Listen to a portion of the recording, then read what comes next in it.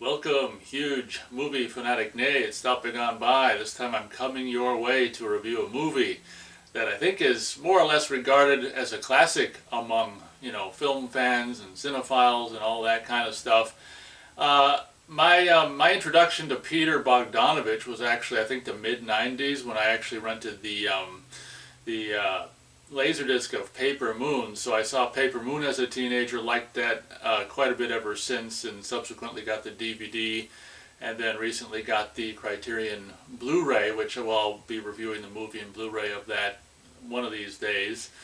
But and then because I was obsessed with Samantha Mathis in the '90s, then I did see A Thing Called Love, which is another Peter Bogdanovich movie. So this is actually the third Peter Bogdanovich movie that I recently saw, so I don't have much of a history with this at all. I've known about this movie forever, even since I think back in the '90s working at Suncoast Motion Picture Company. I remember the drama section of VHS, and this had Jeff Bridges and was it Sybil Shepherd on the cover in black and white. So I've known about this movie for decades, but I hadn't seen it until now. I was just thumbing through Prime, and it was kind of towards the end of 2024, thumbing through Prime, and it says Last Picture Show. I think it was like leaving at the end of the year.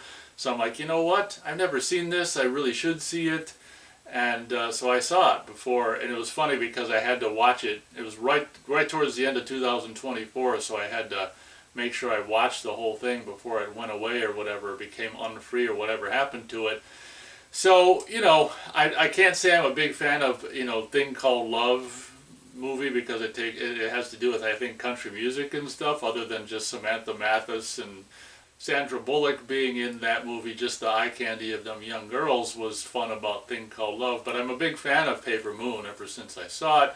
So I was kind of excited to see for the first time, finally, after decades of knowing about it and being a huge movie fan and cinephile for decades and stuff. So I turned it on, and it was just like, okay, so, before I start the review, I think this is, if it's not his first, it might be his first, like, theatrical movie that I looked online, and there might have been something from he did in 1968, maybe that was like a much more independent movie that never got wide distribution, but this is probably the first. If this isn't his first movie, it's his, Peter Bogdanovich's first movie to get a wide, I can only assume wide, normal theatrical distribution. And in 1971, it probably wasn't the most common thing for a movie to come out in black and white. It become more common with movies like Young Frankenstein and Paper Moon, which Peter Bogdanovich would do in black and white as well. So it would become more common, moving forward into the 70s. But I can't imagine in 1971 a black and white movie was that common. So instantly that kind of had this thing about it that's like, ooh, 1971 black and white movie, what's the deal with that? And this movie takes place, I think, in 1951 or 1952. It's kind of like a little bit of what George Lucas would go on to do with his American Graffiti, but I think that was based more on George Lucas's own experiences being a young person, whereas this probably would have happened too far back where maybe Peter Bogdanovich, I can't imagine, would have been, the age, of the era this takes place in. I don't know how old he was when he made this movie or anything, but regardless, this movie takes place in the early 50s. It's like a small, dying Texas town, and honestly, I don't know if I watched, it was just because I watched it, like in the winter time when it's all cold and, the sun goes down at 4:30 and, it's kind of, I'm just depressed, maybe not depressed, but not so in the best of mood this time of year. But I guess, this is like a 2-hour movie, which was probably on the longer side for 1971, and it basically just revolves around characters, and it's a handful of characters that inhabit this small, like dying Texas town in the early 50s, and they're rather, they're depressed. They're depressing lives, and I was kind of taken aback in a bad way, like, Jesus, how is this like among cinephiles and stuff, or kind of regarded as some kind of classic, and it's just like depressing. And I think it's fairly common. I mean, there's a whole bazillion bunches of movies, and there's all in like quote unquote classic movies, And there's all kinds of different genres and subgenres of all these kind of classic movies. I mean, look at Citizen Kane, regarded as, like one of the greatest movies of all time. I mean, that's completely depressing as well. So, honestly, as this movie wore on, I was just kind of like, I guess maybe it's a testament to Peter Bogdanovich and company's, abilities in making this movie. But I mean, I just found it, well, let's face it, depressing. And, I guess is that the point? Like, I don't know what the point, honestly, of making a depressing movie is, quite honestly. But I mean, like I say, there's probably certain depressing movies that I like. I can't think of any off the bat right now, but I was really surprised by how just drab and dank and bleak, and like on Prime they have like under the title and synopsis they'll have like key words of, I can't remember, I should have taken a picture off the TV, but you know there was a certain, bleak might have been one of the words, like they have 4 or 5 like key words or whatever to describe any particular movie. And I don't think depressing was on there, but maybe bleak and drama, or I think romance might have been on there, which is not, I mean, it's just like lust, these lost, lusty souls just fighting one another and trying to give them each other like some kind of semblance of happiness or something with each other's bodies. Don't know if I'd call that romance, but yeah, this movie was really interesting, and I know there's a Criterion release, and I guess it's actually paired up, on the Criterion Blu-ray and or 4K release of, The Last Picture Show. It actually comes with Texasville, which I guess is the sequel, which didn't do very good in business when it came out in 1990, which I guess is the sequel to Texasville. I never knew, or a sequel to The Last Picture Show. I never knew there was a sequel to it, and yeah, holy Hannah. Possibly the next Criterion sale, even though I kind of don't really love this movie. Maybe I could get the Blu-ray for $20. See, you're getting 2 movies if I'm understanding correctly. So maybe come July or something, I can pick this up for $20. But I mean, one thing I can say is, I'm a big fan of black and white movies, and it's a fine looking black and white movie, I guess. And there's some pretty decent things done with shadow and shadow and light and dark scenes and stuff. And like it's not so common to see like nudity in black and white, because black and white usually means an older movie, which usually means no nudity. So it's, I was kind of like, this might be one of the only movies in black and white that like I've ever seen nudity in, and it was kind of weird in a strange way, or strange in a weird way, seeing these buxom young babes in their birthday suits in black and white, because it almost seemed like, maybe psychologically, because there was this feeling while I was watching this that was, mostly around the nude scenes, that was very uneasy. And I think what it was actually, I couldn't even put my finger on it. And I think what it was seeing nude people in black and white, because you're not used to that.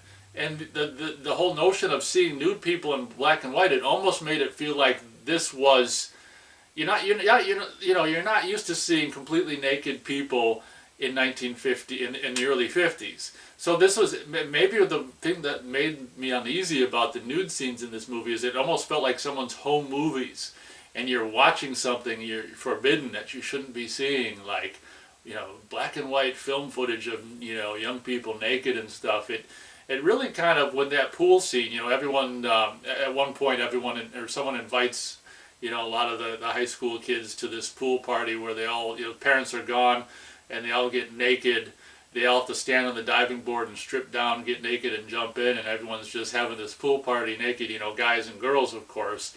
So you get to see a couple of relatively attractive, buxom young women naked in this scene. And yeah, I think that was it. I don't think I was ever able to pinpoint it until just now. Like, seeing naked people in black and white was like strangely off-putting, because it's something that, we're not used to. And it was just like, wow. So that's that. But yeah, this movie is just 2 hours of just following different characters and their depressing lives in this dying Texas town. And I actually, before I saw it, I didn't know what The Last Picture Show, what the title was in reference to. I always kind of thought it was like self-referential, where it was like, this movie, is the last movie, and I just felt like, that's kind of what I thought, even though it obviously wasn't the last movie. I thought it was self-referential, so this movie is the last picture show kind of thing. Well, it turns out, all these decades later, I finally found out what it is. It's in reference to like this dying small Texas town, there being one movie theater, cinema, and this one guy owning like probably several different businesses. And what's his name? I can't remember. Ben Johnson, of course, of the Wild Bunch and Terror Train fame, and he was in the original The Getaway as well, Steve McQueen, and directed by Sam Peckinpah. That's got Ali MacGraw, I think, as Steve McQueen Squeeze, I think. But that character, I think, Bill Johnson, his character, I think, owns several businesses, including the theater. And towards the end of the movie, of course, I guess this is kind of spoiling it, but there's a point where, I won't spoil everything, but there's a point where the theater is going to close towards the end of the movie, and they go and see the last movie in that theater, and you kind of, in a way, without spoiling too much, you kind of get to see the progression in these 2 hours. I don't know how long how many weeks or months this movie is supposed to take place over, but you kind of get to see, an escalated version of it dying, maybe the last half or whatever, throughout the course of this movie, to see, the town slowly dying. What's interesting, this would have had to have been a relatively low budget movie, I think. And I was just thinking before I was doing the review, I'm like, God, they probably just found this Texas town that looked like, because when they filmed this movie, it was just somewhere around maybe 18 or 19 years after when it's supposed to take place. So I bet you they just found this actual dying or dead Texas town, maybe able to take it completely over. Maybe it was just this, abandoned town that hadn't been even like remodeled or anything in the last 18 years. So it might have been more or less like period till the early 50s. And let's just go film there. I mean, it might have been a really low budget, and that might have been it. Like, oh, we've got access to this ghost town from the early 50s. Let's write a movie around it, get some old cars, and we can make a movie. That, I don't know the history of this movie, but, if I were to take a guess, that would probably be the precipice, or the reason precipice. What the fuck? The reason, or the whole reason for doing the movie. I could be wrong, but stranger things have happened in film business in the history of certain low budget films and stuff. But I mean, I guess that'll more or less be my review. It's it's just, it follows mostly a group of high school kids.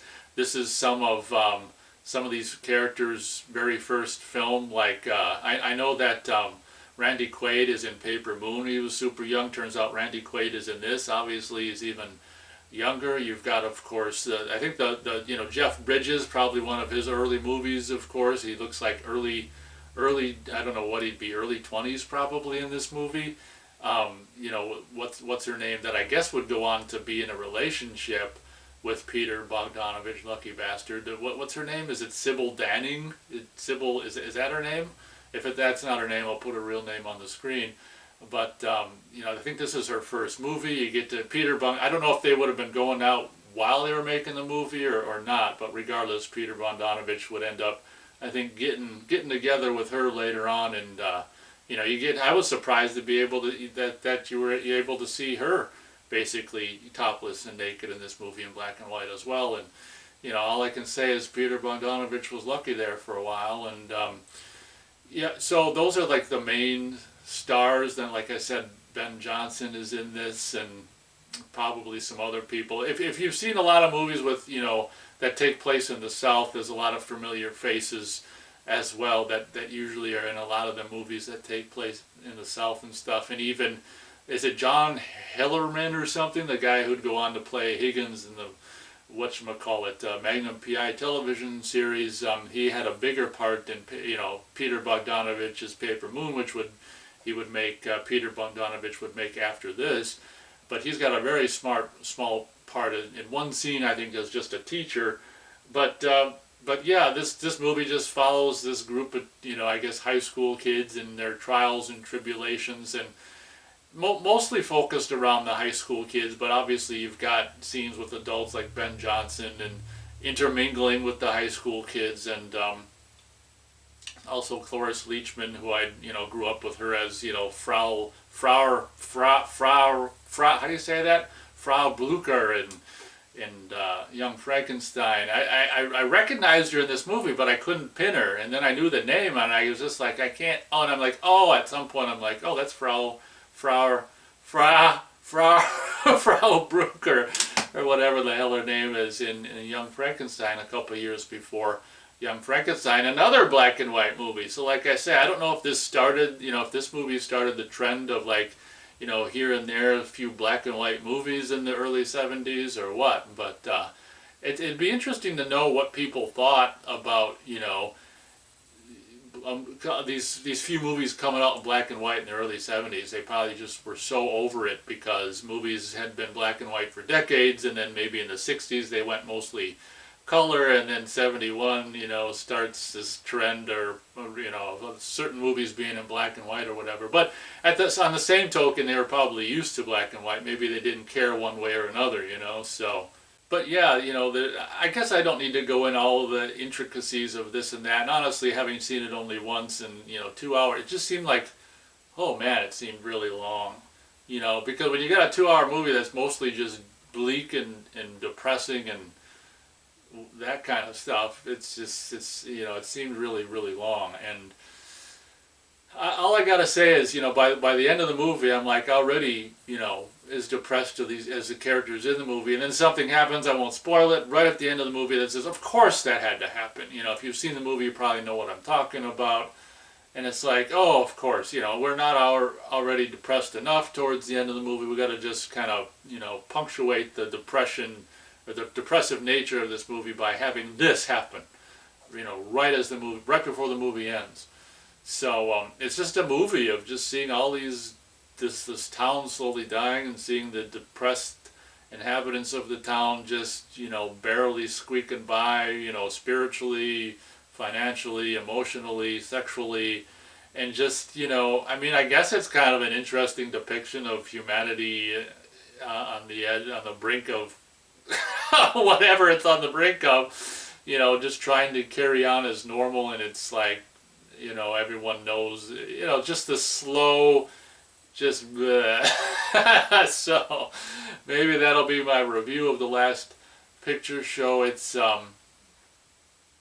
it's interesting how, like, there's a fight between, I guess, the main character and Jeff Bridges. And Jeff Bridges isn't the main character like you might think, based on, like, in the 90s on the VHS, I think on the cover was like Jeff Bridges and Sybil Shepherd. Did I say Danning earlier? Sybil Shepherd, Sybil Danning. I can't remember what I said before, but yeah, I think Jeff Bridges and Sybil Shepherd were on the freaking cover on the VHS. Jeff Bridges is not the main star, but there's a scene where he, kind of has a fight with the main star guy and breaks a bottle on his face, and it stylistically kind of reminds you of like Hitchcock. I mean, Peter Bogdanovich was probably trying to go for a Hitchcock feel, but incidentally, like I kind of like the visual style of Paper Moon more than the visual style. Like the lenses he uses in Paper Moon, I think, are wider and stuff.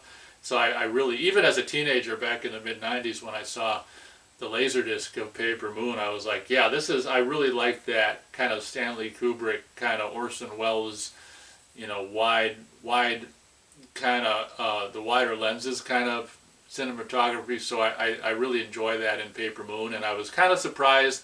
But if this is his first, like, official big movie, you can't blame him. Like, I was kind of surprised this movie didn't have maybe as much of a visual flair, but you can see the starting, the seeds, the starting of the, Peter Bogdanovich. At least what he, like I say, I've seen 3 of his movies, so I don't know what his kind of style is overall, but the Paper Moon style, which the visual style is in regards to, like, the wider lenses, I really appreciate it. So my star rating for Last Picture Show, it's tough. I'm trying to, this is probably going to, I don't know how many Last Picture Show fans I have watching this review. This might piss you off if you're watching. Nothing like being pissed off on watching a YouTube video, but oh God, I don't know. This is probably higher than I kind of want to go, but I think I can maybe just put it right down the middle and say this is higher than I probably think it deserves, then why am I giving it that? Let's just try to think objectively here. Yeah, okay. You know what? This is probably higher than I was originally envisioning it while I was watching it, but at the end of the day, like, I think the movie deserves a little bit of credit for being able to so successfully make you kind of as depressed as the characters in the movie. So I can go as high as 2 stars out of 4 stars for the last picture show. I think when I was watching it, I was probably more around like 1 star or 1.5. But in retrospect, looking back on it after only seeing it once several days ago, you know, I think that combined with just seeing like some of them young women nude and some young Randy Quaid and young Jeff Bridges and some relatively decent stuff done with like black and white photography and in dark situations and lighting and stuff, and the overall ability to make you so depressed regardless of how you felt when you started the movie. But as I said, watching it in the cold, bitter winter months of whatever I watched it in, late December, it doesn't help either. I kind of went into it like depressed. If I had watched it in July or whatever in shorts and a frickin' t-shirt, maybe I wouldn't have gone into it so depressed. But I'm sure I would have come out from it as depressed or whatever. So yeah, if you're a fan of this movie, feel free to, I don't know, tell me off or call me names or whatever in the comments. I guess that pretty much does it for my review. And yes, I will be, can't say it's the next video going up. Well, I know it's not the next video going up, but don't know exactly when the hell I'll get around to it, but expect at some point, not too terribly long in the future, a movie Blu-ray, a movie/Blu-ray review of Paper Moon as well. And I guess I can I've already spoiled what I think about that movie. I hold it in much higher regards than the last picture show, that's for sure. So thank you very much for watching this review. Hope you guys enjoyed. And as always, we'll catch you on the next video.